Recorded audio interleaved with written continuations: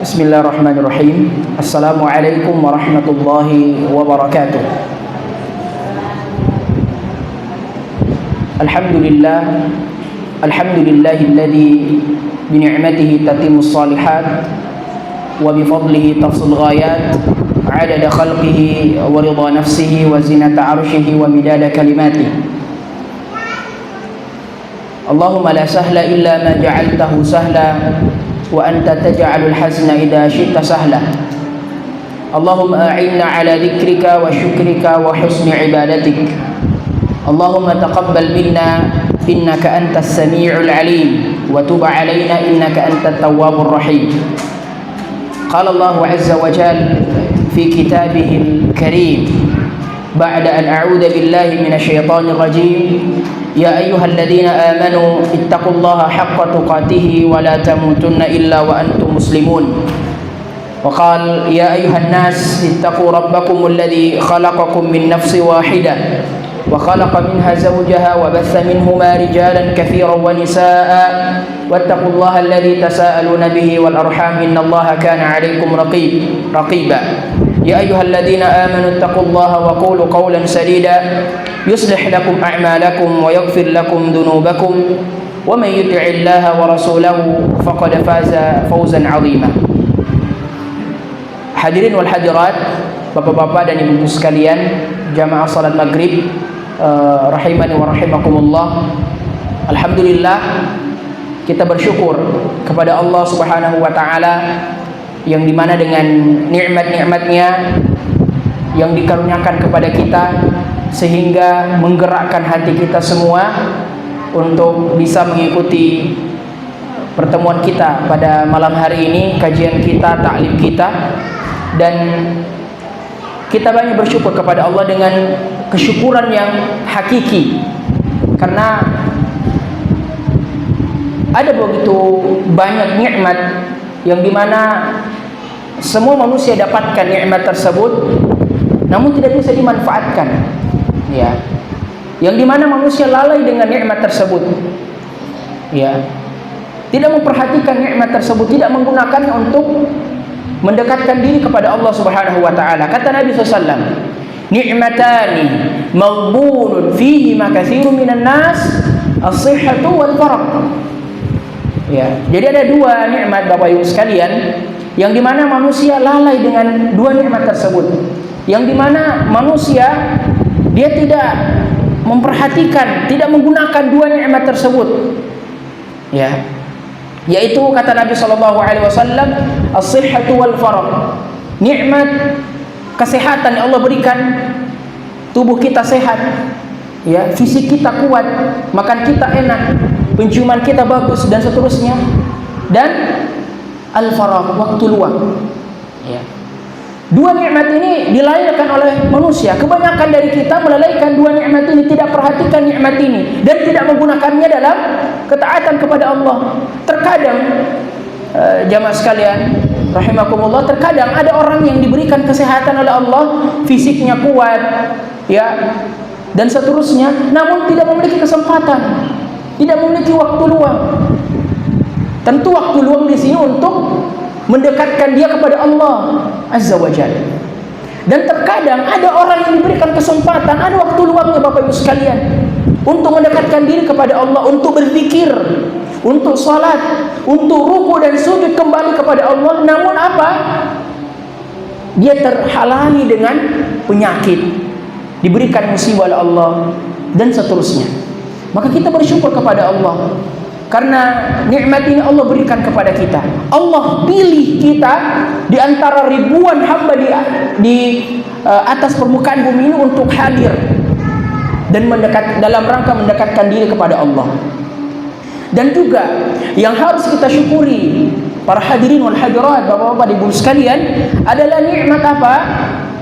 Nikmat iman dan nikmat Islam.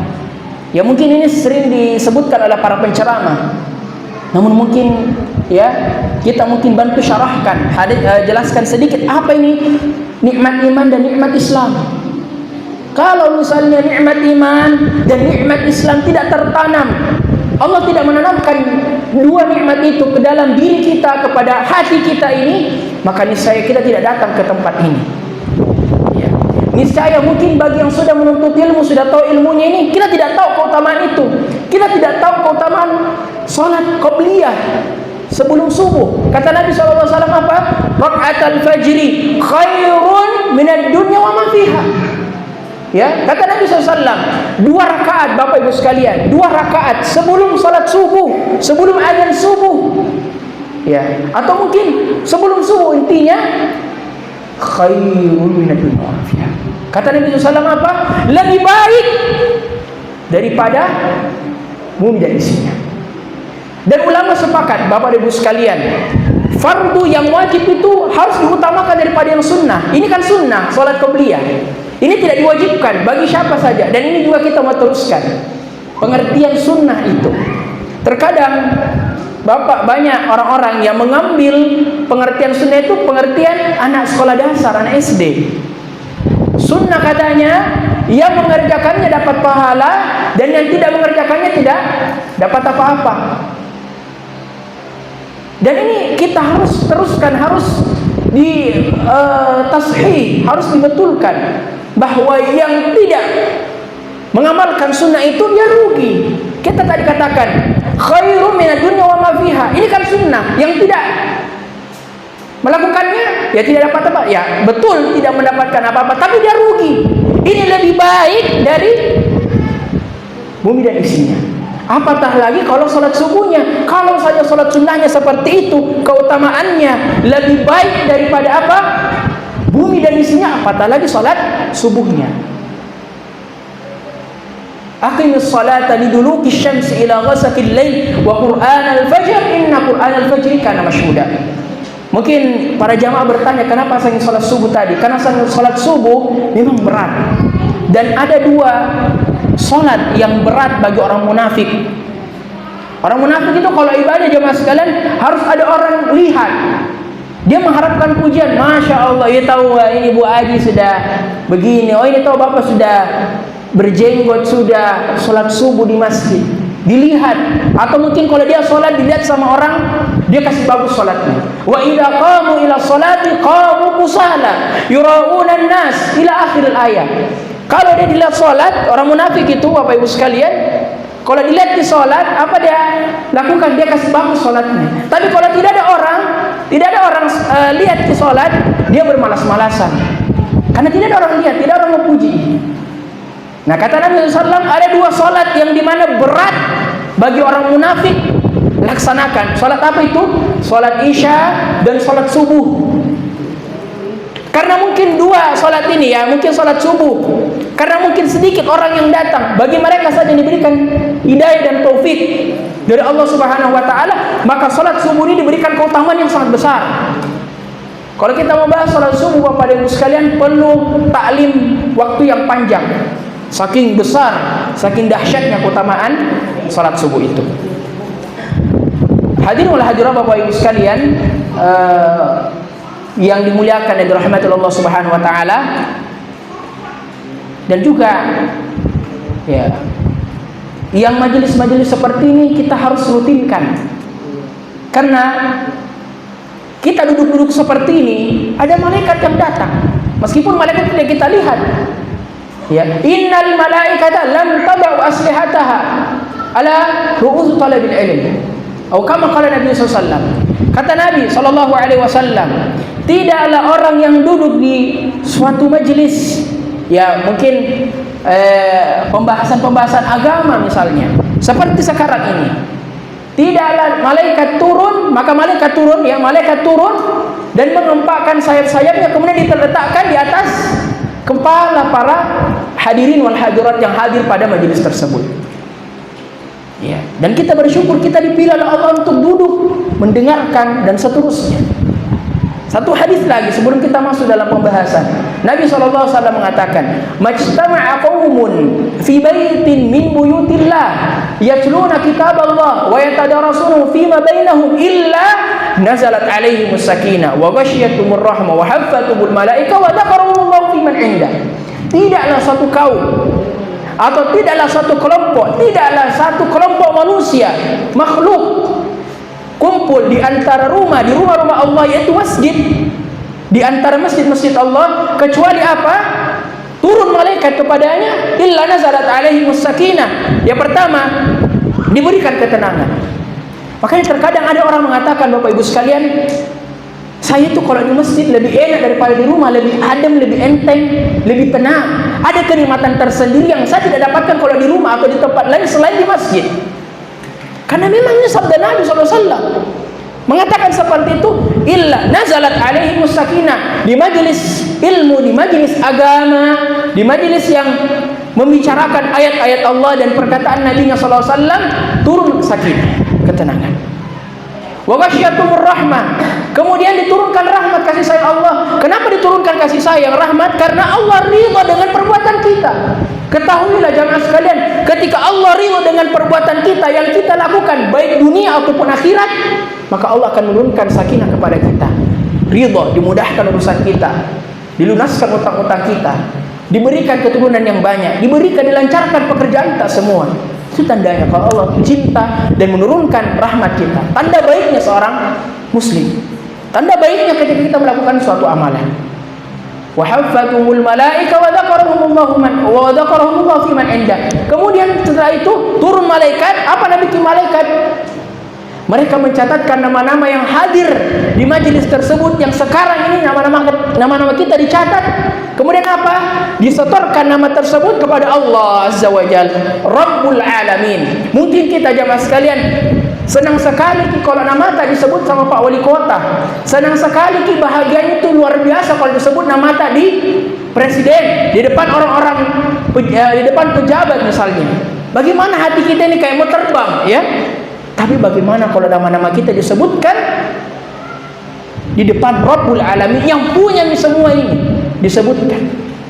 Inilah keutamaan majelis ilmu. Maka kita harus bersemangat dalam meluangkan waktu kita, dan kita berdoa kepada Allah semoga Allah berikan kita kesehatan. Kemudian kesehatan itu digunakan untuk melaksanakan taat kepada Allah Subhanahu wa taala.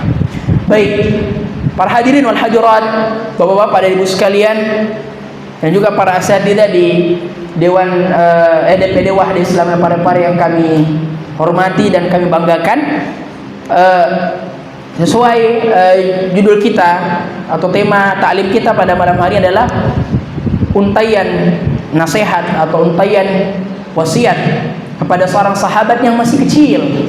Namun di mana kalimat-kalimat ini, untaian nasihat-nasihat ini bisa menjadikan dia mercusuar ilmu.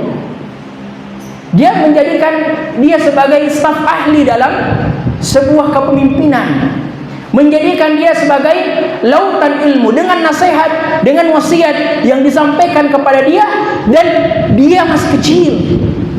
Dia masih kecil mendengarkan nasihat ini. Ya. Rasulullah menyampaikannya, kemudian orang ini dia dijadikan sebagai staf ahli dan orang-orang spesial. Apakah itu? Siapakah dia? Dia adalah Abdullah bin Abbas radhiyallahu taala anhuma. Abdullah bin Abbas radhiyallahu taala anhuma lahir 3 tahun sebelum hijrahnya Nabi sallallahu alaihi wasallam ke mana? Ke Madinah.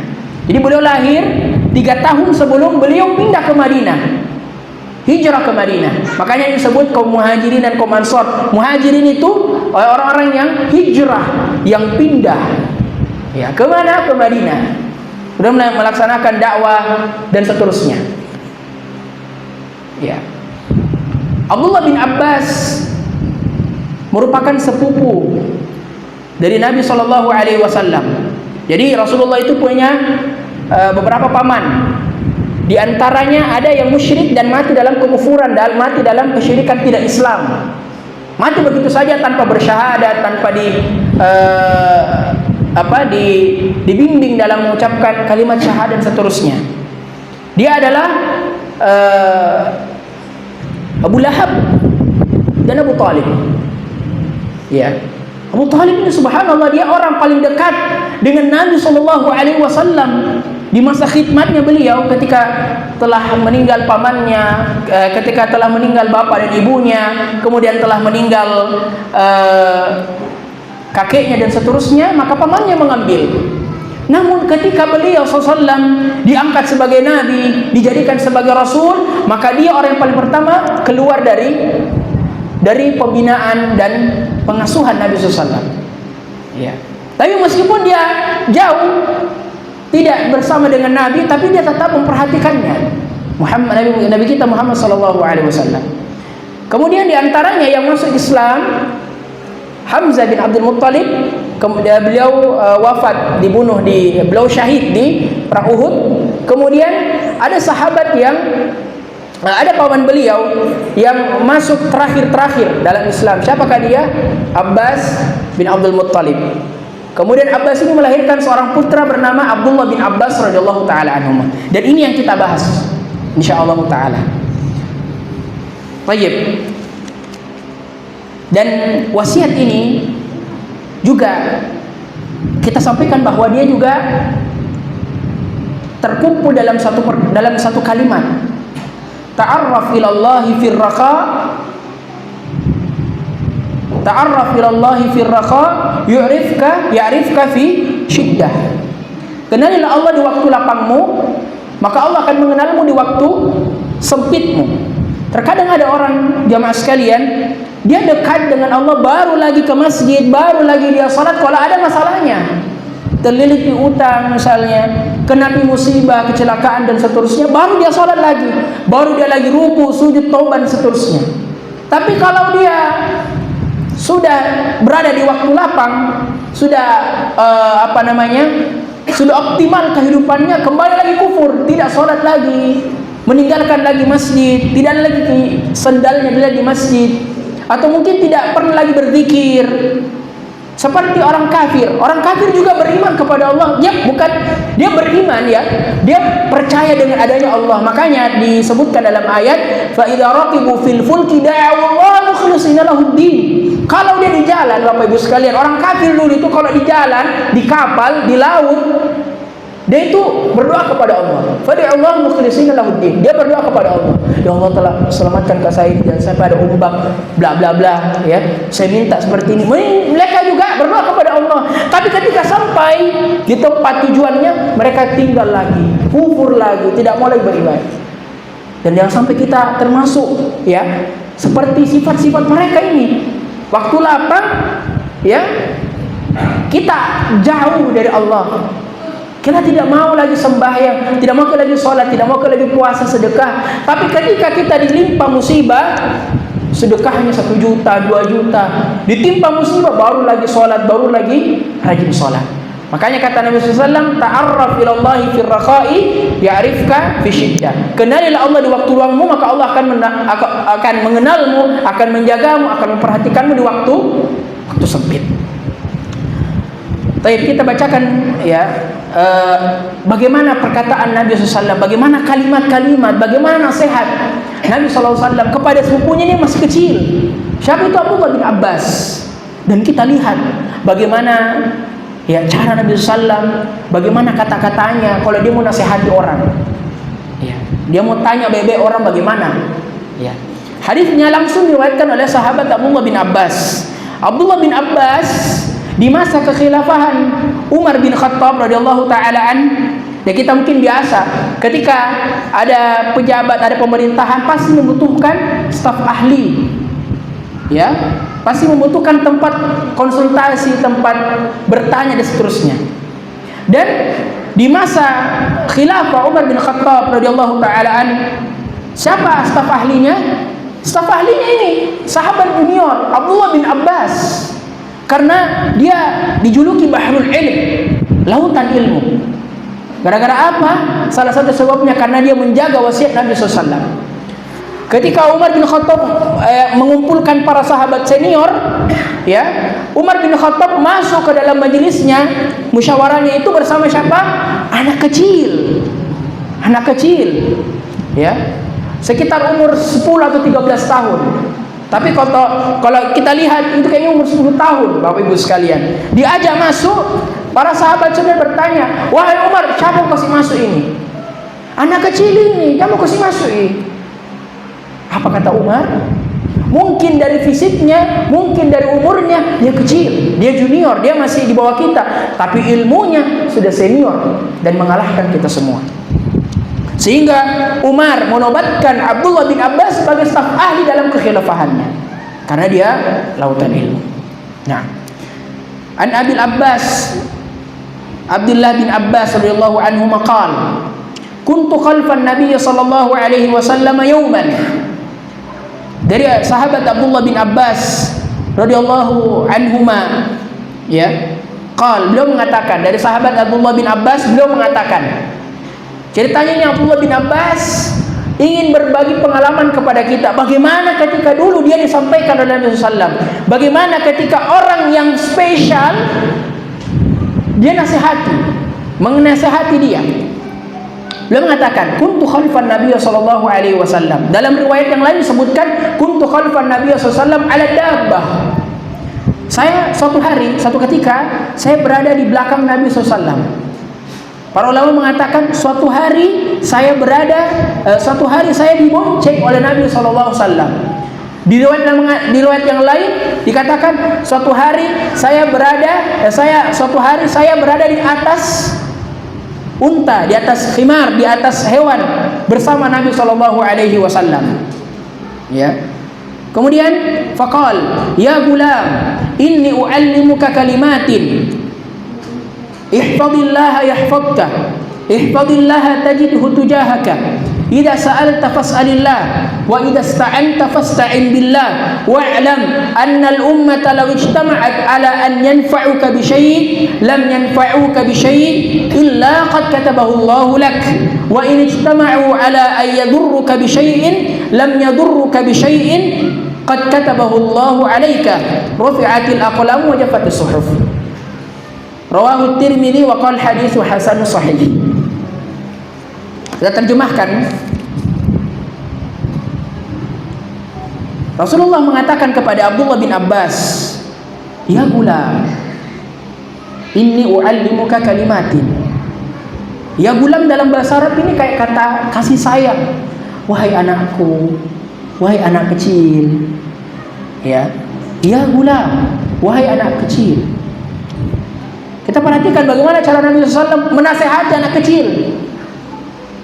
Ya gulam, wahai anak kecil, inni uallimuka kalimatin. Saya akan menyampaikan kepadamu beberapa untayan nasihat, beberapa kalimat-kalimat yang dimana kalimat-kalimat ini akan menjadikan masa depanmu cemerlang, menyala, ya, menjadikan masa depanmu indah dengan kalimat-kalimat ini. Itu syarahnya, ya. Apa kalimat-kalimat tersebut? Pertama, ihfazillah yahfazka. Jagalah Allah, maka Allah akan menjagamu. Ihfazillah tajidhu tujahak. Jagalah Allah, maka niscaya engkau akan mendapati Allah di hadapanmu. Ya. Idza sa'alta fas'alillah. Ketika engkau meminta, maka mintalah kepada Allah. Wa idza sta'anta fasta'in billah. Ketika engkau minta pertolongan, maka mintalah kepada Allah. Wa'lam, ketahuilah, ketika umat ini berkumpul di depanmu untuk memberikanmu sebuah manfaat, maka ketahuilah semua itu tidak akan bisa terjadi kecuali atas takdir Allah. Dan ketahuilah ketika umat ini berkumpul di hadapanmu untuk memberikan keburukan kepadamu, mencelakai kamu, maka itu tidak akan pernah terjadi kecuali Allah sudah takdirkan. Telah diangkat pena dan telah basah dan telah kering teling kertas. Ya, nanti kita insya Allah bahas satu persatu. Pertama, di sini jamaah sekalian, Bapak dan Ibu sekalian rahimakumullah, juga Rasulullah mengajarkan kepada kita bagaimana caranya itu menasehati.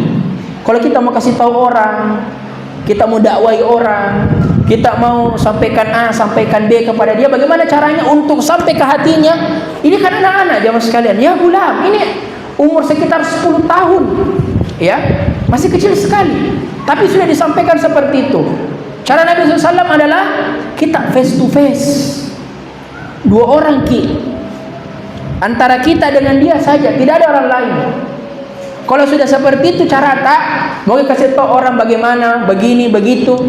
Caranya yang paling ampuh supaya langsung masuk ke hatinya kapan? ketika tidak ada orang. Makanya kata Imam Syafi'i rahimahullah, jangan engkau pernah menegur saya di hadapan banyak orang, karena itu sebuah kesalahan.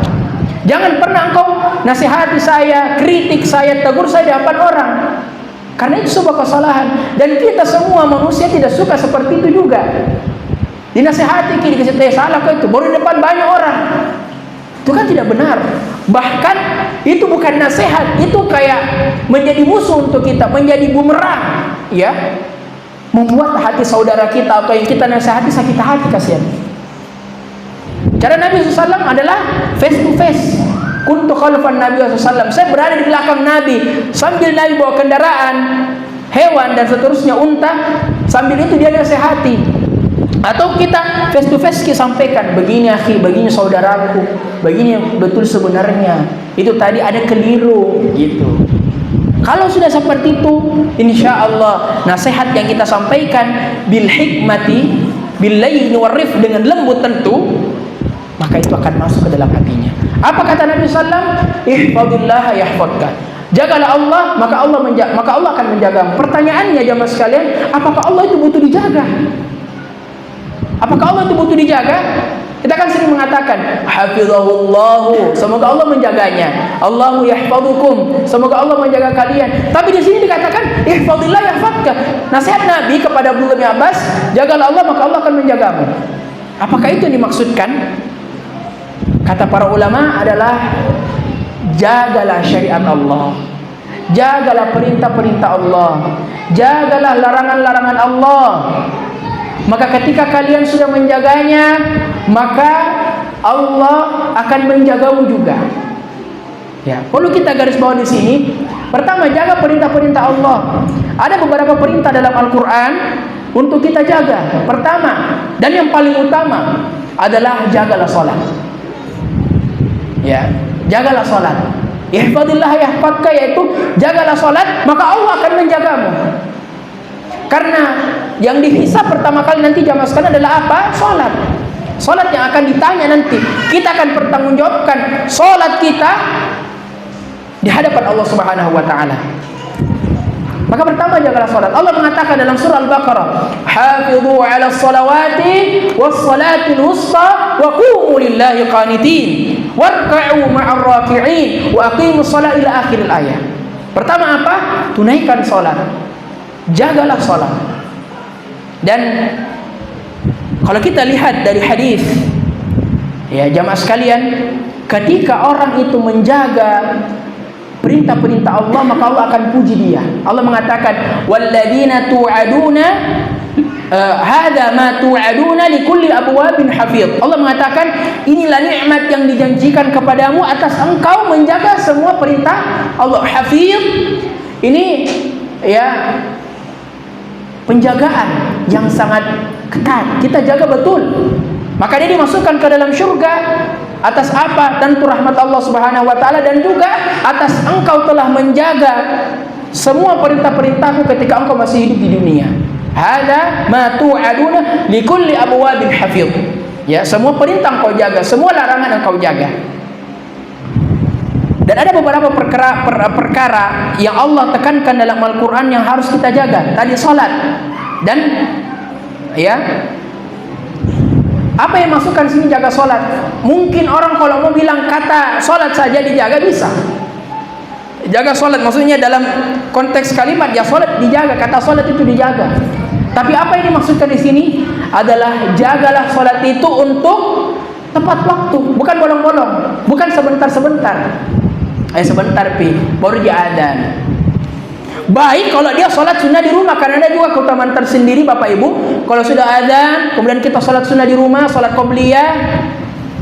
Tapi kalau misalnya dia lanjut lagi media sosialnya, nah lanjut lagi gamenya misalnya, nah lanjut lagi dan seterusnya, dunianya, ya.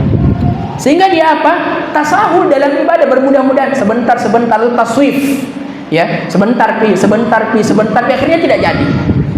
Nah, ini yang kita harus garis bawahi. Dan juga kalau laki-laki jaga sholat tepat waktu dan sholatnya di masjid. Karena sholat yang sebaik-baik tempat untuk laki-laki dalam melaksanakan sholat apa? Masjid. Walaisal bait, bukan rumah. Makanya ada biasa orang kalau salat di rumah laki-laki berarti muslimah. Dia pakai hijab daripada pakai jubah, pakai gamis. Tambah lagi talakonya sama pakai kudung. Ya, tapi kita menegaskan bahwa tempat yang disyariatkan untuk laki-laki salat berjamaah adalah di masjid. Mau dia musafir atau bagaimana? Di masjid. Ya. Dan tidak bertasahul. Kata Nabi SAW, bagi mereka yang menjaga salatnya, man hafidha alaihinna kanat lahu burhanan wa najatan wa nuran yaumal qiyamah. Barang siapa, ini terkhusus, terbuka untuk umum hadisnya, maknanya umum, baik perempuan atau laki-laki, muslim atau muslimah.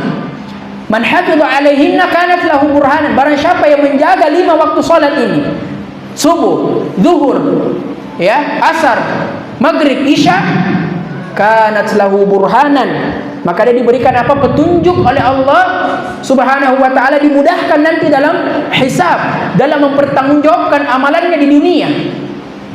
Wa najatan, kemudian diberikan keselamatan nanti di akhirat, dimudahkan semuanya.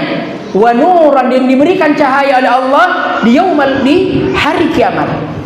Jadi ada yang kita dapat, Bapak Ibu sekalian, kalau kita jaga sholat. Pertama apa? Diberikan petunjuk kalau kita nanti ditanya, dimudahkan kita dalam menjawab apa yang akan ditanya kepada kita. Umur kita, harta kita, kita dapat dari mana dan di mana kita belanjakan, ya, dan seterusnya. Kemudian diberikan apa? Keselamatan. Kemudian diberikan cahaya. Bukankah 3 ini adalah kemauan kita, keinginan kita, impian kita nanti di hari kiamat? Tentu inilah keinginan kita. Maka jaga salat. Kemudian sebaliknya, wa man la yuhafiz alaihinna falaysa lahu burhanan wala najatan wala nura. Wa husyira ma'a fir'aun wa haman wa abi khalaf wa fir'aun, ya. Dan barang siapa yang tidak menjaga salatnya, maka dia tidak mendapatkan 3 tadi, petunjuk ketika nanti ditanya di hari kiamat, kemudian keselamatan dan cahaya, tidak mendapatkan itu. Bahkan yang tidak jaga salat akan dikumpulkan kepada siapa? Fir'aun, Haman, ya, Qarun, dan Abi Khalaf. 4 ini, 3 orang ini adalah ru'asail kufur, adalah pemimpin para orang-orang kafir. Fir'aun, dia menganggap dirinya sebagai orang yang paling tinggi di atas muka bumi ini, Tuhan. Ya, kemudian dicelakakan meskipun dia sudah mau bersyahadat, sudah mau masuk Islam, tapi apa? Sudah diinjak lehernya, nyawanya sudah sampai di kerongkongan. Dan ini juga jamaah sekalian, Bapak dan Ibu sekalian, jangan selalu menganggap bahwa saya sudah melaksanakan, saya sudah berdosa ini, sudah membunuh dan seterusnya, tidak ada lagi pintu taubat untuk saya sudah melaksanakan ini, saya sudah syirik dan seterusnya, maka tidak ada pasti taubat untuk saya. Jangan mengatakan seperti itu. Jangan putus asa. La taqnatu min rahmatillah. Kata Nabi SAW, ya, innallaha yaqbalu taubata an ibadihi ma lam yughargil. Kata Nabi SAW, sungguh Allah akan menerima taubatnya itu selama nyawanya belum di kerongkongan. Kalau sudah sampai di sini tidak bisa lagi. Fir'aun seperti itu, mau bersyahadat tapi sudah diambil nyawanya. Qarun dimatikan dengan hartanya karena sombong dengan kekayaan yang dia punya dan tidak mau beribadah kepada Allah Subhanahu wa taala. Kemudian, ya, yang kedua, ihfadillah tajiduhu tujahak. Alhamdulillah, kalau kita sudah melaksanakan apa yang Allah perintahkan, kita jaga perintahnya, kita jaga syariatnya, kita jaga larangannya, kita jaga apa yang dia perintahkan kepada kita. Makanya ada kaidah, Bapak Ibu sekalian, al-jaza'u min jiz'il amal. Balasan itu tergantung apa yang kita lakukan. Ternyata ada feedback, ada benefit kalau kita lakukan itu, Bapak Ibu sekalian. Kalau kita sudah jaga salat, jaga puasa, jaga ibadah, jaga semua yang apa yang Allah larang, maka Allah akan berada di hadapan kita. Maksudnya kalau kita minta pertolongan, kita minta sesuatu, kita minta ini, minta itu, maka Allah akan berada di hadapan kita untuk mengijabah apa yang kita minta. Dan ini dikhususkan kepada mereka yang taat kepada Allah. Bayangkan Pak, kalau kita sholat di masjid 27 dibanding 17, 27 derajat pahala tak. Kalau sholat di masjid kali 5, 135 dalam sehari. Ini hitungan matematika Pak.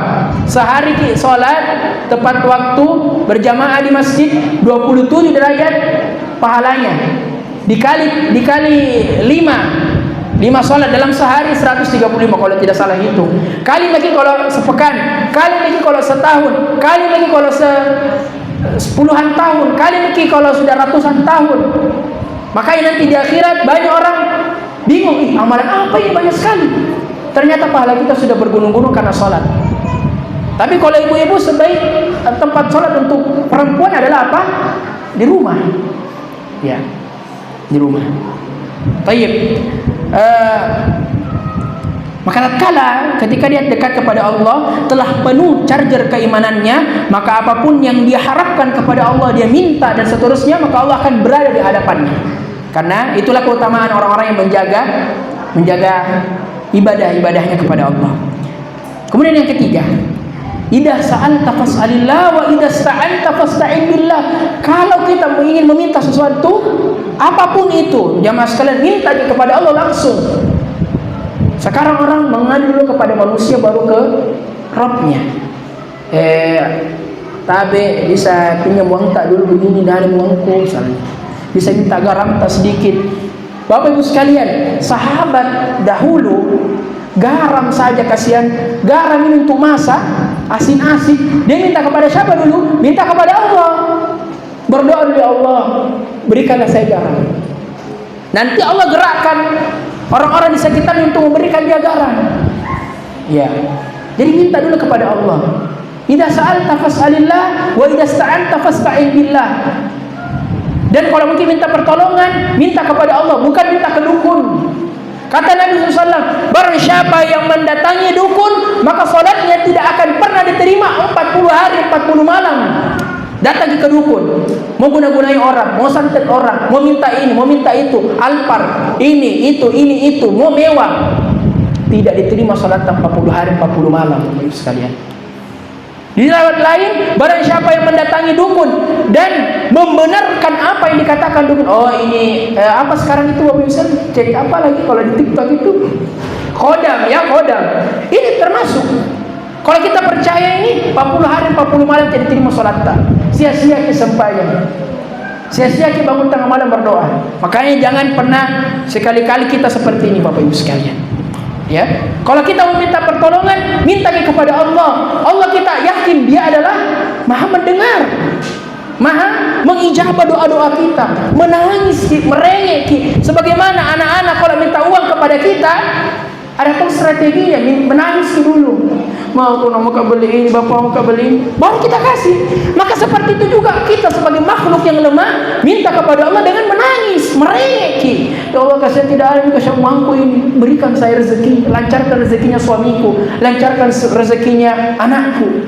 Allah akan berikan dan saya akan sampaikan bagaimana caranya doa langsung tembus ke langit, dan ini sudah dibuktikan. Makanya tawassul ada. Tawassul atau kita menjadikan sesuatu ini perantar untuk doa kita diterima. Salah satunya adalah bertawassul yang dibolehkan ya. Tawassul dengan amalan soleh yang kita lakukan, kemudian tawassul dengan orang-orang soleh yang masih hidup. Yang sudah meninggal. Ya. Ya, kita percepat saja. Ya, seterusnya ya, bertawassul dengan amalan soleh. Seperti tiga orang kalau tidak salah yang terjebak dalam gua, ya, ditutup oleh batu. Bagaimana caranya batu itu bisa keluar? Apakah dia mendorong? Tidak. Mereka tiga orang ini bertawassul masing-masing dengan amalannya. Ya, ada yang bertawassul dengan amalan berbakti kepada kedua orang tua. Ya Allah, Engkau lihat saya keluar pagi sampai malam, saya pengembala kambing, saya peras itu susu, kemudian susu itu saya bawa ke rumah, kemudian sampai di rumah saya lihat anak-anak saya menangis mau minum susu, kasihan. Kemudian saya tidak akan pernah berikan susu itu meskipun anak saya sudah mau mati dan seterusnya, sampai kedua orang tua saya minum itu susu. Bahkan dikisahkan anak ini apa? Menunggu orang tuanya sampai dia bangun baru dia minum susu. Kalau dia sudah minum susu itu, maka barulah dia kasih ke anaknya. Dan alhamdulillah setelah itu, ya dengan izin Allah dan taufiknya, maka dia mengatakan di akhir doanya, kalau memang engkau tahu saya ikhlas ya Allah, maka bukakanlah pintu gua ini. Maka kita bertawasul dengan amalan soleh. Saya sedekah dengan si fulan, engkau tahu saya ikhlas ya Allah, maka mudahkan segala urusanku. Dan saya ketika di pondok ujian beberapa juz, saya libur corona Bapak Ibu sekalian, kita namanya muroja mengulang hafalan 10 juz. 10 juz ini saya jarang murojaah.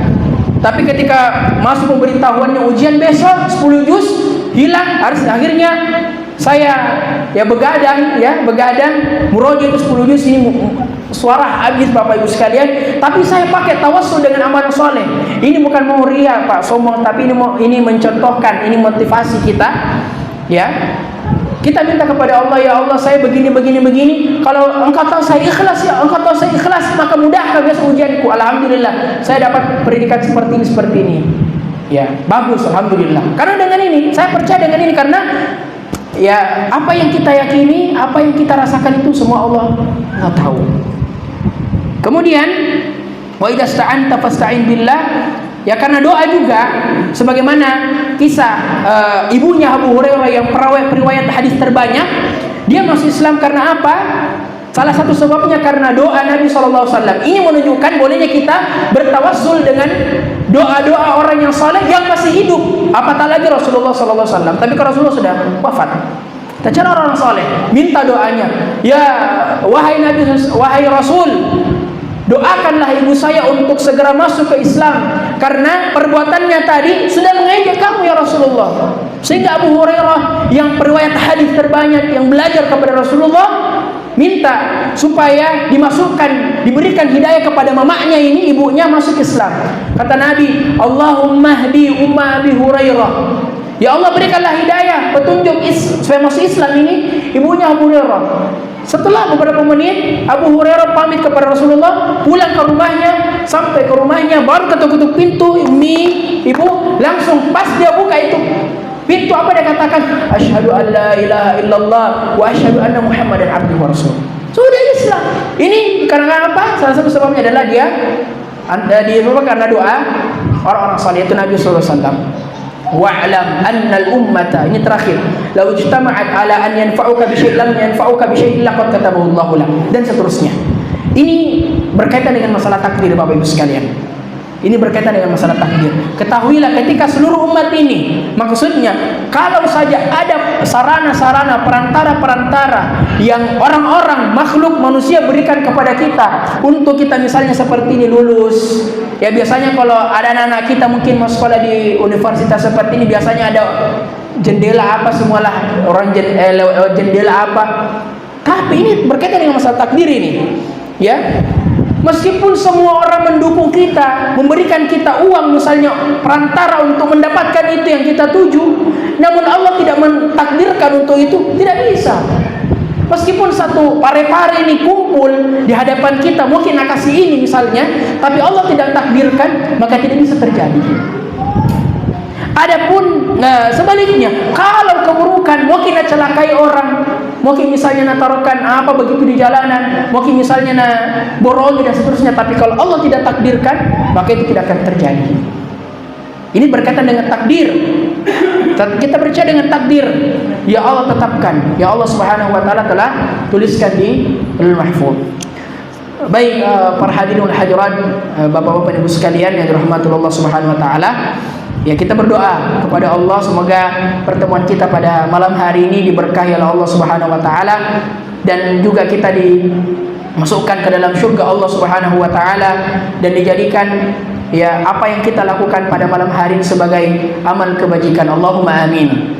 Demikianlah taklim spesial yang dapat kami bawakan, kurang dan lebihnya mohon dimaafkan. Yang benar itu datangnya dari Allah, dan salah itu datangnya dari syaitan dan dari diri kami pribadi.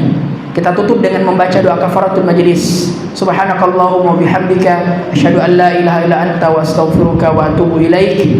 Wassalamu alaikum warahmatullahi wabarakatuh.